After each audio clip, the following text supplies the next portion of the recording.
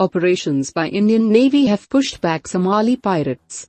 A major part of the ocean infested by pirates, considered as high-risk area earlier, is now considered safe. Shipping industry is benefiting extensively due to the persistent operations by the Indian Navy. In this video, Defense Updates is providing viewers details of one of the most significant contribution of the Indian Navy towards world peace. Number 5. Somalia had descended into total lawlessness and political instability with the start of its civil war. Piracy off the coast of Somalia has been a threat to international shipping since the second phase of the Somali Civil War, in the early 21st century. Starting from the Gulf of Aden, piracy became rampant in Arabian Sea around 2007. As they increased their reach to the East Arabian Sea, the entire west coast including the exclusive economic zone of India, an area of the sea which can only be used by India for economic reasons, was declared a high-risk area. Around the region there were more than 100 documented pirate attacks in 2008 alone, which resulted in more than 40 ships being hijacked. Number 4. Piracy in high seas is simpler than many of us can imagine. All is needed is a gun, an aluminum ladder, and a motorboat. Then they just have to wait for commercial ships to pass by. Best of all, you don't have to worry about your targets shooting back. By international agreement, civilian vessels are not allowed to carry guns because governments don't want armed ships moving from port to port. The pirates get most of their weapons from Yemen, but a significant number come from Mogadishu, Somalia's capital. The best defense against piracy is speed, but because most commercial ships are not designed to go fast, pirates don't have any trouble chasing them down. Number 3. Merchant ships had to sail hugging the Indian coast, which resulted in longer travel distances, and more spending on fuel. Also, insurance cost was much more as the waters were considered unsafe. It is estimated that the global shipping industry were losing whopping 23,000 crore rupees a year due to this menace. According to Reuters, of the 3,500 captured in this period, around 62 died. The causes of death included suicide and malnutrition, with 25 of the deaths attributed to murder. In some cases, the captives have also reported being tortured. Many seafarers are left traumatized after release.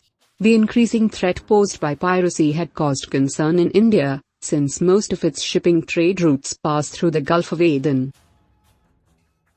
Number 2. Indian Navy pressed into action, and about 52 ships were deployed to patrol the waters. On the 21st of November 2008, BBC News reported that the Indian Navy had received United Nations approval to enter Somali waters to combat piracy. Here are some of the operations conducted by Indian Navy. 1. In November 2008, INS Tabah sank the pirate mothership after it failed to stop for investigation and opened fire instead. 2. In 2010 December, the pirates had hijacked the Mozambique-flagged Vega 5, and had been using it as a mothership, a base from which they staged several attacks between East Africa and India. In March 2011, a patrol aircraft spotted the vessel while responding to reports of a pirate attack. When the Indian ship INS Kalpani closed in night, the pirates opened fire and tried to escape. But their vessel caught fire when the Indian Navy returned fire. Pirates jumped into the sea from the burning vessel, but all 61 of them were captured. All 13 crew from the fishing boat the pirates were attacking were also rescued nearly 1,100 kilometers off southern India. 3.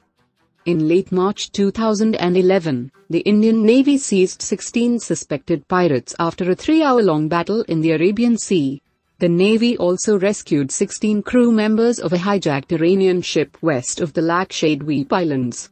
The crew included 12 Iranians and 4 Pakistanis. Indian Navy along with other navies are able to contain the threat to a large extent. The Contact Group on Piracy off the coast of Somalia, established in 2009, brings together a diverse but necessary coalition of states, international organizations, the private sector and civil society to fight piracy together in a coordinated manner. After 2012, with situation improving drastically, India sought for a review of the high-risk area marking with it. The international bodies agreed to India's efforts to push back the high-risk area from 78 degrees east longitude to the 65 degrees east longitude. The new boundaries came into effect on December 1, 2015. Number 1.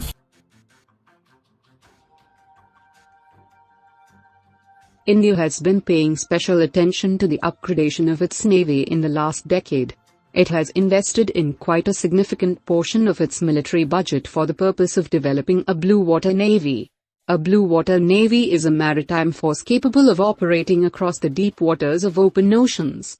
The Defense Security Service of the United States has defined the blue water navy as a maritime force capable of sustained operation across the deep waters of open oceans. A blue water navy allows a country to project power far from the home country, and usually includes one or more aircraft carriers. The operation against pirates though seems technically easy, but is not so. Pirates prowl about 2 million square miles of the ocean. That's a lot of water, and even with thousands of ships on the high seas, it's possible to sail for days without seeing another vessel.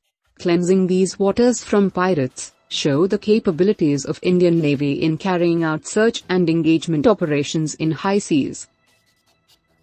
Thanks for watching. Subscribe for more videos like this. Hit the like button if you find the video interesting. Kindly provide your feedback in the comment section. This will help us improve.